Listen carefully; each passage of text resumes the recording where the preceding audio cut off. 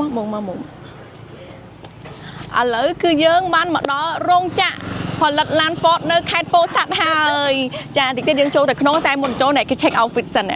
ណែ outfit មករោងចក្របើនេះដូចអឺរ៉ុបណានេះដូចទៅលេងជប៉ុនតើយើងចូលខាងក្នុងទាំងអស់គ្នាត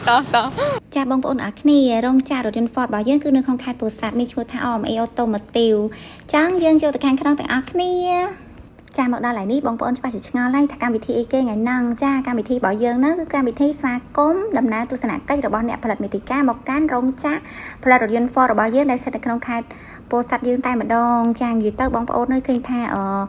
បងប្អូនហើយនឹងបងប្អូនដែលជាអ្នកផលិតមាតិកាអញ្ចឹងចូលរួមច្រើនមែនតើអញ្ចឹងក្នុងវីដេអូហ្នឹងបងប្អូនច្បាស់ជាឃើញមកពួកគាត់ហើយអញ្ចឹងបងប្អូនណាខ្លះដែលជា fan របស់ពួកគាត់អាចចូលមក comment ម្នាក់មួយផងអញ្ចឹងដោយបងប្អូនបានឃើញនៅពីមុខវីដេអូអញ្ចឹងគឺយើងមានរៀបចំជាអាហារសម្រន់មានជាភេសជ្ជៈសម្រាប់ទទួលស្វាគមន៍ពួកគាត់មិនយើងចាប់ផ្ដើមកម្មវិធីអញ្ចឹងណាហើយមុនកម្មវិធីអញ្ចឹងពួកគាត់ក៏ដើរសំណេះសំណាលគ្នាស្គាល់គ្នាទៅវិញទៅមកអញ្ចឹងទៅហើយខាងនេះវិញគឺបុរសសង្ហាហ្នឹងបងប្អូនកុំគិតថាគាត់ជា KOL ណាគឺគាត់គឺជាលោកនាយករបស់ខ្ញុំចាជាមេខ្ញុំផ្ទាល់ហើយខ្ញុំនេះកំពុងតែបញ្ចេញយុទ្ធនាការលក់ដូរនិយាយលេងបងប្អូនខ្ញុំស្វាគមន៍រយៈ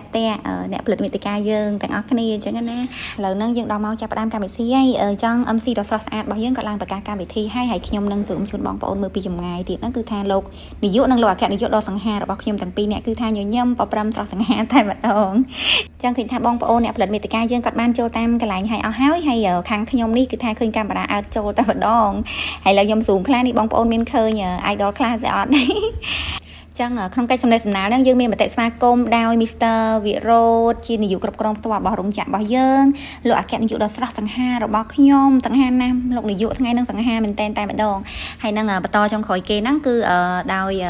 បងសុកសានចាបងសុកសានគឺជាអ្នកគ្រប់គ្រងនៅផ្នែកប្រតិបត្តិការនឹងដែរចឹងចាប់ពីការសម្ដែងសម្ដាលគ្នាហ្នឹងហើយគឺយើងទាំងអស់គ្នានឹងទៅទស្សនកិច្ចនៅរោងចក្រផ្ទាល់តែម្ដងអ្វីដែលបងប្អូនទាំងរងចាំហ្នឹងគឺយើងនឹងទៅដល់កន្លែងរោងចក្រផលិតរថយន្តយើងតែម្ដងចឹងណាអញ្ចឹងខ្ញុំពិតជារំភើបមែនតើបងប្អូនអើយអញ្ចឹងលើកទី1ខ្ញុំបានទៅមើលចម្បាក់ផលិតកម្មរបស់យើងនៅក្នុងរោងចក្រអញ្ចឹងណាសប្បាយចិត្តណាគាត់បានពាក់អាវហើយសប្បាយចិត្តហ្មងចាឥឡូវ3អ្នកដែលមកជុំគ្នាចេញដំណើរទៅកាន់រោងចក្រទី1ចា visit ទី1ប៉ុន្តែទី1ហ្នឹងគេហៅទៅទី2មុនទៅអាសាប់ assembly មុនចាទៅទី2 sub assembly មុនប៉ុន្តែនៅនោះគឺយើងថតអត់បានទេអញ្ចឹងយើងថតពីនេះទៅឲ្យហើយyou influencer មួយទៀតអូ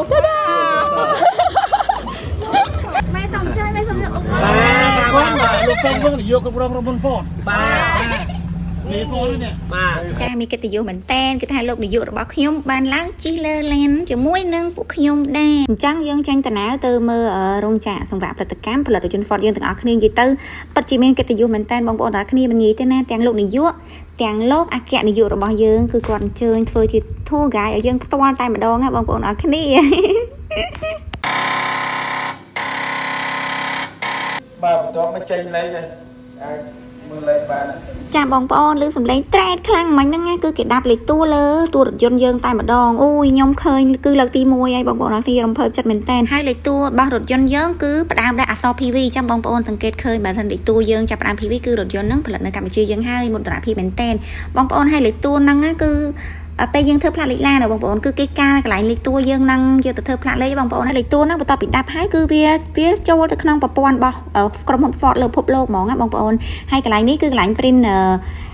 លេខតួជាមួយនឹងផ្លាកថា Made in Cambodia លេខតួលេខម៉ាស៊ីនហ្នឹងគឺបញ្ជាក់ថារថយន្តហ្នឹងគឺផលិតនៅកម្ពុជាគឺនេះនៅលើកន្លែងហ្នឹងខ្ញុំចូលអត់ចូលបងប្អូនអើយអញ្ចឹងអត់បានថប់ចិត្តឲ្យបងប្អូនមើលឯងអញ្ចឹងកន្លែងហ្នឹងគឺបញ្ជាក់ថា Made in Cambodia ហ្មងអញ្ចឹងណាអញ្ចឹងមានច្រើនដំណាក់កាលទៀតបងប្អូនគាត់ថាកន្លែងខ្លះយើងអត់អនុញ្ញាតឲ្យថតបងប្អូនអញ្ចឹងខ្ញុំអត់មានកន្លែងគ្រប់ប្លង់ជូនបងប្អូនមើលឯងគាត់ថាមកដល់កន្លែងនេះគឺកន្លែងផលិតផលសម្រាប់របស់យើងហ្នឹងមានថាយើងបានផលិតរួចរាល់ហើយអញ្ចឹងប៉ុន្តែយើងអត់ទាន់ចាប់ទំនឹងទេណាបងប្អូននេះមកដល់កន្លែងក្រោយនេះគឺកន្លែងសាវតេសហ្នឹងគឺថាគេហៅធ្វើតេស្តជំរាបទឹកបងប្អូនអញ្ចឹងនៅក្នុងនេះចាំមើលខ្ញុំថតឲ្យបងប្អូនមើលអញ្ចឹងកន្លែងនេះក្នុងយើងបើកឡានចូលទៅក្នុងបន្ទប់មួយគឺបន្ទប់ហ្នឹងយើងនឹងបង្កើតភ្លៀងចាភ្លៀងសុបនិមិត្តដើម្បីតេស្តថាតើរថយន្តយើងមានជ្រាបទឹកឬអត់ចាអញ្ចឹងការតេស្តហ្នឹងគឺមានថាយើងដាក់ឲ្យទឹកបាញ់ជោកជាំតែម្ដងជុំវិញគ្រប់360ដឺក្រេទៅលើរថយន្តយើងរយៈពេល5នាទីអញ្ចឹងណាអញ្ចឹង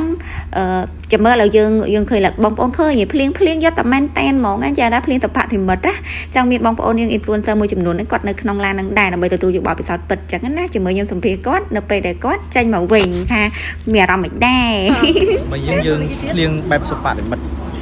ភ្លៀងនោះភ្លៀងប៉ុន្តែជាចាប់ស្នោត្រូវល្អបើមានបាយមានអីនឹងទៀតល្អមែនទេ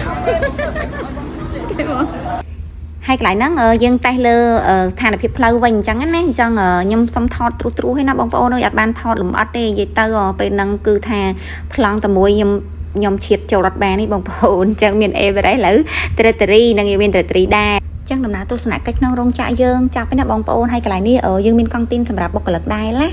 អញ្ចឹងទាំងអស់គ្នាពេលយើងចាប់ទស្សនកិច្ចហើយយើងត្រឡប់មកកន្លែងកម្មវិធីយើងវិញព្រោះយើងមានទទួលអាហារថ្ងៃត្រង់ដូចគ្នាអញ្ចឹងណាគឺថាគ្រប់គ្នាឃ្លានតែម្ដងទាំងបងប្អូនយើងទាំងអស់គ្នាទាំងខ្ញុំចាឃ្លានហើយតែគាត់នៅឃើញបើកមនុយឃើញហើយគឺថាមានកម្លាំងព្រឹសតែម្ដងគឺថាមនុយយើងឆ្ងាញ់ហ៎បងប្អូនអរគ្នានេះសំខាន់នេះមាន steak មានអីណានេះទៀតនេះហើយឥឡូវដល់ពេលចាប់គឺថាអត់ជុំវិញខ្លួនគឺបាត់គេអស់ហើយចាអត់ដឹងទៅណាទេហើយនៅសល់តែពួកខ្ញុំទេព្រោះថាមិនមែនជា influencer ពិតប្រាកដចាគ្រាន់តែ